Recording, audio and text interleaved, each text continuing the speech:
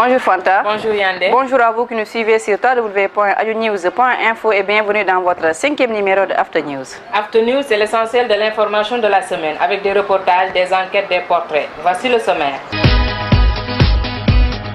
Une ville victime de la richesse de son sous-sol après les carrières de la Sococim, Bargny, le deuxième site le plus agressé par l'érosion côtière, est sur le point d'abriter deux centrales à charbon. C'est l'enquête de cette émission. La conjoncture fait apparaître et en force de nouveaux métiers. Faute de grives, les Sénégalais mangent des merles. Avec la crise qui secoue le monde, les jeunes Sénégalais créent d'autres activités. Et pour clore l'émission Musique et Histoire, plus de 20 ans après, les Rwandais se souviennent encore du génocide, mais chacun son vécu. Nous aurons le témoignage et pas le moins poignant du chanteur panafricain Mani Rogabo, qui avait 19 ans au moment des faits. Il raconte son expérience du génocide, parfois en la chantant. Voilà pour le sommaire. Le développement, avec un sujet qui n'est pas loin de celui de la négligence que nous avons traité la semaine dernière. La direction de la protection civile parle de 2014, une année de ruine, en détaillant plusieurs morts par accident. Le cas de cet enfant électrocuté à cause d'une installation électrique mal faite montre combien de fois la sécurité et la protection civile doivent être une priorité pour nos gouvernements. Un reportage de Sanya Amada. Des hurlements venus de la rue l'ont fait bondir de la natte où il était assise. Son fils venait d'être électrocuté à cause d'une installation électrique mal faite. Une histoire impressionnante, presque irréelle.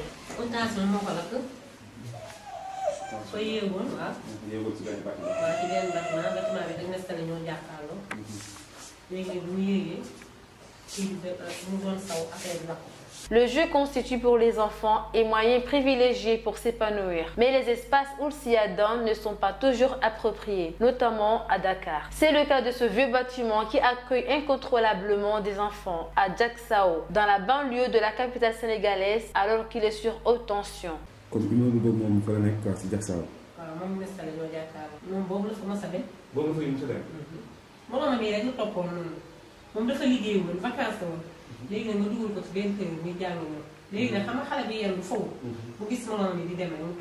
Après quelques scènes de jeu dans un coin, il a enlevé son pantalon pour faire pipi. Ses urines ont conduit l'électricité jusqu'à dans son corps, bien sûr en passant par son sexe.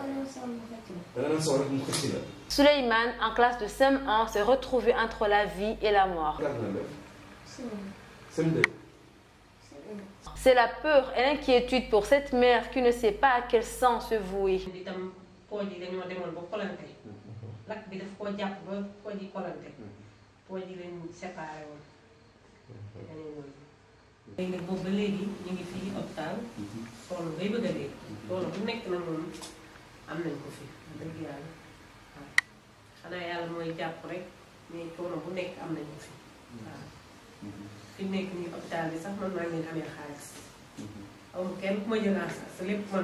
Après plusieurs jours dans le coma, l'enfant sera finalement sauvé mais cloué dans un lit d'hôpital pendant 4 mois dans une situation indescriptible. La maman s'est donné corps et âme devant des frais d'hospitalisation très chers. La maman s'en est sortie épuisée et ruinée.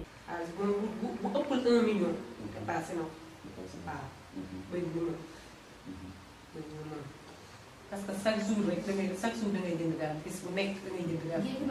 waaw. sans compter bu dugg bolok garab yi ngay jënd. yooyu ñooy gën a seer par rapport ak yi nekk fii. Inutile de dire que le non-respect des normes de construction est une réalité au Sénégal et que les conséquences peuvent être dramatiques. De tels drames devraient pousser les autorités à contrôler encore de plus près le respect des normes de construction et d'installation selon cette maman qui ne souhaite pas d'autres victimes. bâtiment boobu de man sama xalaat mooy ñu jëlee ko fa parce que li ma dal nii bëgguma mu dal sama morom parce que lu metti la waaw. su doon sama saw daal bu dee tiim bi mu tiim affaire bi tiim bi mu ko tiim du tax courant bi ku fa yëg mu jàpp la ay ñun ñëpp ay jullit lañ dañuy dimbale bu doon sama saw daal ñu jëlee ko fa parce que lii ma dal nii lu metti la xale bi mënoon na see ñàkk ay sérum xam nga lu metti la te bëgguma tam mu dal sama morom. Pourtant, plusieurs SOS ont été lancés au sujet des édifices publics dont la vétusté pose problème, mais rien n'a été fait. Le cas de cet enfant montre combien de fois la sécurité et la protection civile doivent être une priorité pour nos gouvernements. amul autorité yi maanaam nguur gi wala état wala keneen ñëw gis am lu mu si wax. kenn wax ci dara kenn jàppale ko si. Le jeune Souleymane, qui se sent bien après différentes interventions chirurgicales, veut devenir médecin quand il sera grand. Certainement, il a été marqué par ceux qui ont sauvé la vie et les difficultés qu'a traversées sa maman. Ah, docteur moo nga nekk docteur. Fanta, si on sortait un peu de Dakar pour aller en Bargny, changer un peu d'air, Yandé. Bargny, une ville du Sénégal située sur la côte sud de la presqu'île du Cap-Vert à une trentaine de kilomètres de Dakar, avec laquelle elle tend à s'agglomérer. Touchée par une énorme pauvreté avec pourtant un sous-sol riche, Bargny est victime de cette richesse convoitée par certains industriels qui spolient ces terres. Oui, Yandé, une lutte contre l'installation des 2 centrales à charbon est menée par les populations. Le village est menacé de disparition si rien n'est fait. Les populations de Bargny tirent sur la sonnette d'alarme. Une enquête de Babacar Beuz-Diédhiou. Bargny, une ville victime de la richesse de son sous-sol. Après les carrières de la société ouest-africaine des ciments, Sococim, Bargny, le deuxième site le plus agressé par les régions côtières, est sur le point d'abriter 2 centrales à charbon. Deux établissements classés 1. 2 établissements classés 1. Loolu moom moo am fii au niveau de Bargny. Ici il y a la mer, ici il y a la Sococim, et la Sococim aussi a pris une grande partie de nos terres. Limité à l'ouest par la ville de Rufisque, à l'est par Diamniadio, au nord par l'océan Atlantique et au sud par la zone industrielle de la Sococim, qui fait l'objet de polémiques au niveau du titre foncier et pour sa pollution. La ville risque d'abriter encore 2 centrales électriques à charbon, malgré l'opposition des populations. Pour regroupement bi ñi nekk fii ñëpp ñuy daje di gisee waxoon naa ko. Mais tey jii daal dem wax naa ko Mandaw sax dem wax naa ko Mandaw nekk après nga waxal ma ko Aziz tey am nañu fa à 17h. Avec un sous-sol très riche et une forêt classée, Bargny, comme toutes les régions africaines, dans le même cas, souffre de cette richesse, car celle-ci est convoitée par certains industriels qui polluent ses terres et polluent son environnement. Chaque savane, chaque plaine a un nom emblématique, plein d'histoire et d'enseignement. Et parmi ça, ces savanes, je ne vais vous citer un exemple que 2. La savane de Khadniel. C'est le lieu qui abrite l'usine Sococim. Ça s'appelle Khadniel. C'est à Khadniel que les Libous ont résisté à la tentative d'annexion du puissant domaine américain pour mener la phare, communément appelé la bataille de Bargny. Voilà comment il est allé. Dès que vous avez un canal, nous avons préserver, nous avons sauver, tant soit pour délivrer. Parce que si vous ne consommez pas, Bargny va disparaître. Bargny est limité à l'ouest, je vous vois, par un établissement classé de catégorie 1. Donc réputé être des établissements dangereux, insalubres et incommodes. Modulation de son industrie. À la limite nord, Macky Sall l'a pris adjoindre comme maintenant au périmètre de Diamniadio, qui n'est rien à Bargny comme carrefour qui sépare en tout cas la route de Thiès et la route de Mbour. Le périmètre de Diamniadio constitue et dans le périmètre bargnois. C'est composé de la savane de Golga, Pancho, Wassawai, Wahane, Yaharayay, Pancho, Gatap Khan. Yep, en définitive, finalement, vu que donc au nord, on s'arrête à 400 mètres d'ici, vous avez vu la limite donc. Au nord, on s'arrête à 400 mètres de Samaganauga. Au sud, l'océan Atlantique avance, patiemment et obstinément. À l'est, on est limité par aussi le projet d'une centrale énergétique à consommation de houille. Mon ami, il faut deviner la suite. Qu'est-ce qui va se passer d'ici 56 ans? Bargny va mourir par des raisons d'hygiène, des raisons de santé. La ville est déjà une poudrière suffocante et présente un cadre malsain pour le bien-être de ses habitants, selon l'association SOS Bargny. Et pourtant, les centrales à charbon de l'entreprise suédoise Nicom Synergy Development et celle coréenne KEPCO continuent leur démarche d'installation. La situation actuelle de Bargny est préoccupante. Le village est menacé de disparaître si rien n'est fait, car la mer dont se vantaient les populations est devenue aujourd'hui l'ennemi public numéro 1. Il y a un an de cela, des tombes à ciel ouvert étaient constatées à Bargny. L'érosion côtière gagne du terrain. Effectivement, non, il y a des maisons qui sont dans la mer maintenant.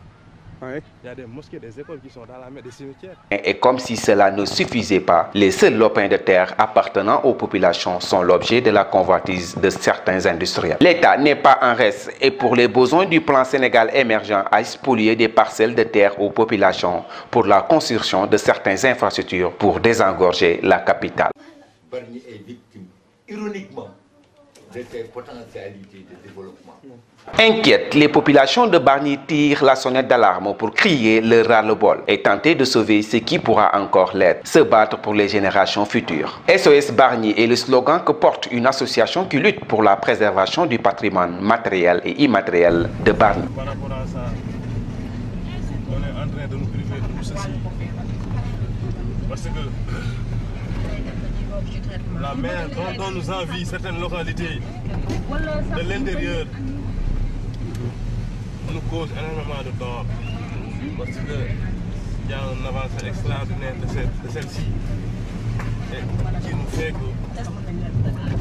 qu'à ce moment-là, honnêtement, nous, on ne demande que des types de protection, on ne demande que des sites de recasement pour ces personnes-là vulnérables.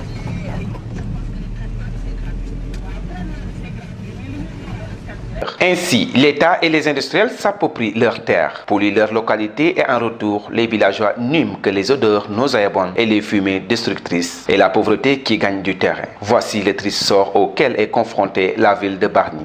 En résumé, en tout cas, voilà la plaidoirie, en tout cas, de tout Bargny digne de ce nom. Notre problème, nous vivons une atteinte environnementale qui, à la longue, nous revient à une menace à notre santé publique. Nous revient à une menace à notre éventuel effacement de la carte du Sénégal.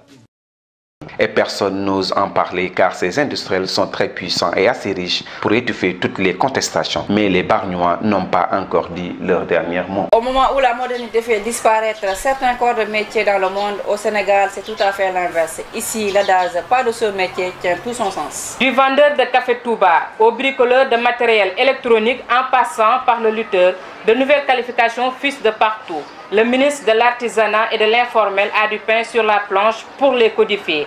Voici le top 10 des métiers en vogue au Sénégal. Un reportage signé Baba et Sohna. Avec la crise économique qui secoue le monde, beaucoup de jeunes Sénégalais s'aventurent dans des métiers qui ne sont pas classiques mais qui apportent le minimum vital. Du lutteur au vendeur de café Touba en passant par le réparateur de matériel électronique, chacun se procure une activité rémunératrice. Voici le top 10 des métiers qui recrutent la lutte, un métier négligé auparavant mais qui redonne l'espoir aux jeunes avec les cachets devenus exorbitants.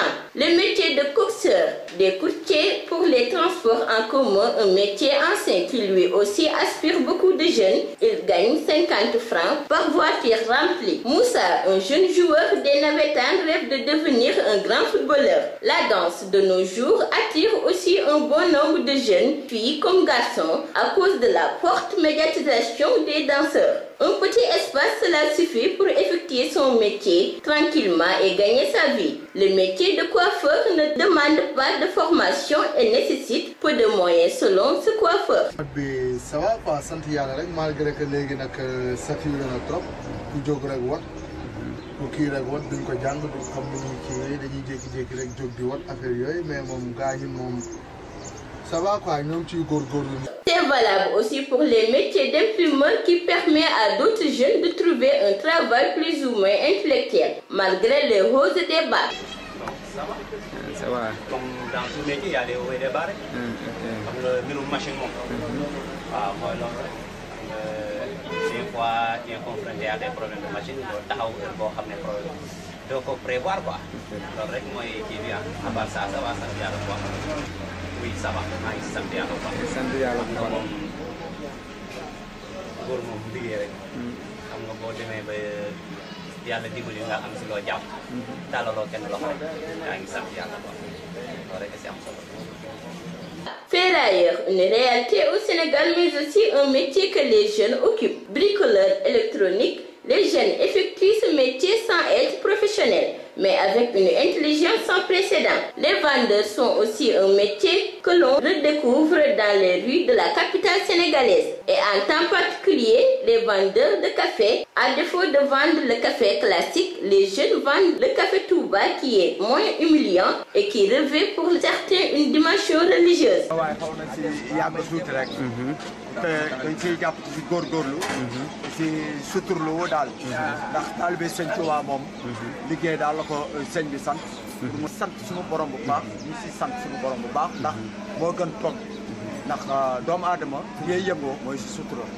sunu borom dafa bëgg nit ki bu jóg am lu muy suturloo ndax pour génn si moom sunu borom la barke rek si am ça dépend mën nga sunu borom mën na la si dimbali nga am si sa benn dépense benn 1000 francs wala benn 1500 ndax tamit as gor mooy mun a muñ loolu mun xaar ko te doo yàqal mais sutura daal moo si nekk taw fiix daal. Le ministre de l'artisanat et de l'informel a du pain sur la planche pour codifier tous ces métiers. C'était il y a quelques jours l'anniversaire du génocide rwandais, le 7 avril 1994. D'un charnier à ciel ouvert, le pays a réussi en 20 ans à faire un pays modèle.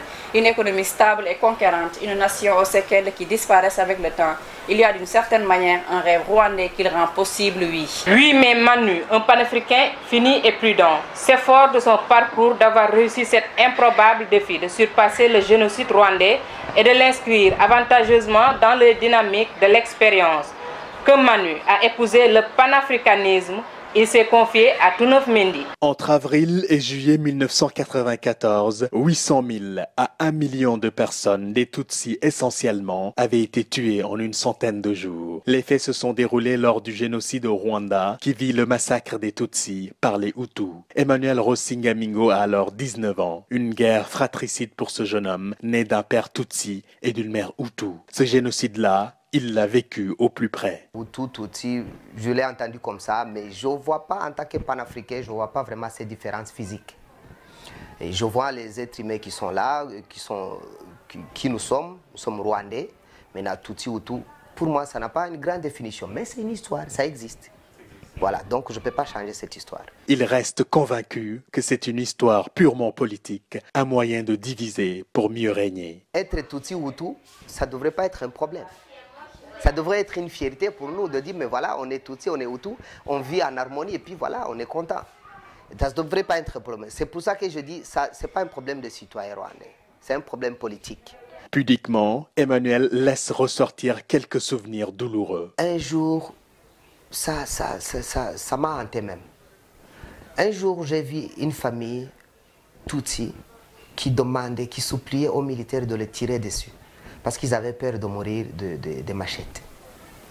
J'étais horrifié. Je suis sûr et certain que chaque Rwandais, il a un petit problème dans sa tête. C'est chaque Rwandais qui a vécu tous ces événements. Donc je me suis dit, c'est quelque chose qui m'a toujours hanté. Je ne sais pas comment cette famille a fini, mais ça m'a trop traumatisé. L'horreur est toujours là, prête à se réveiller. Sa vie et celle de sa famille, Emmanuel la doit pourtant à une inconnue. Une vieille femme qui nous a sauvés, qui m'a sauvé, ma mère et moi. Elle nous a cachés pendant longtemps et on l'a combattu. Il y a les miliciens qui voulaient venir intervenir à chaque fois, nous tuer. Bon, et elle a résisté et nous a sauvés, cette dame. Contrairement à ceux qui conservent une certaine rancœur contre la France et son action militaire controversée au Rwanda, Emmanuel, lui, a un tout autre discours. Je me suis senti un peu soulagé quand j'ai entendu les militaires français. Malgré tout ce qu'on dit sur les politiques, mais moi je me suis senti soulagé. Je me suis senti soulagé, ce jour-là je suis sorti. Il s'enfuit par le Congo, où là encore dans les camps de réfugiés, il est rattrapé par l'horreur de cette guerre. J'ai vu comment les gens mouraient dans les camps de réfugiés. Ce n'était pas même dans les camps, sur la route comme ça, tu vois les cadavres, les gens se couchent à côté des cadavres. Ils ne savent même pas où amener les corps de leurs proches. Tu es obligé de te coucher à côté de ton cadavre, tu l'as pris. Je ne peux pas imaginer. La douleur et les images, Emmanuel les enfouit au fond de lui, s'évade par la musique en prouvant qu'on peut s'en sortir malgré le pire. I'm telling you the truth, you can't find a better way to live. Amani wapi Amani Afrika. C'est-à-dire, je dis tout simplement que j'aimerais bien avoir un sourire comme celui que tu as. J'aimerais bien respirer comme tu respires. J'aimerais bien vivre comme tu vis.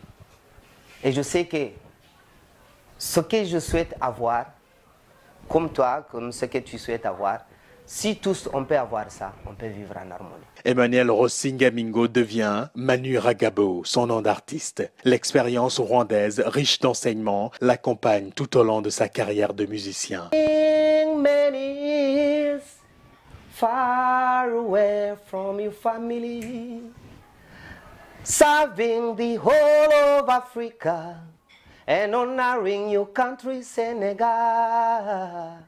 You are hero, Captain Mbaye, Captain Mbaye, you are hero. Il chante le capitaine Baïgaï, un militaire sénégalais des forces spéciales qui a sauvé des vies pendant la guerre au Rwanda, malgré l'ordre de ne rien faire. Une découverte que Manu a faite lors de ses recherches. Non, nous sommes africains, on doit se sentir vraiment africains et se réveiller pour se battre pour ça. Le chanteur peut enfin évoquer cette Afrique qui lui manque et qui lui a donné aussi une partie de son identité. Être panafricain, c'est quelque chose de noble, de comprendre que notre histoire a été brisée. Maintenant, c'est à nous de construire cette histoire. Et en construisant cette histoire, en écrivant cette histoire, on doit commencer par ce sentiment de panafricaniste. Aujourd'hui établi au Sénégal, il mène sa vie de musicien tranquillement, en espérant revoir un jour les siens. Il n'exclut pas de rentrer prochainement au Rwanda, car même s'il n'oublie pas, Manu Ragabo parle désormais de reconstruction de lui-même et de son pays. Au Rwanda, ça va bien, le développement, ça bouge bien, mais il y a d'autres problèmes dans le social qu'il faut régler. Cette histoire et belle leçon de la vie met fin à cette édition. Merci de nous avoir suivis. Merci à toi, Fanta. Merci à toi, Yandé. Merci à toute l'équipe de After News. On se retrouve à la semaine prochaine pour un autre numéro de After News.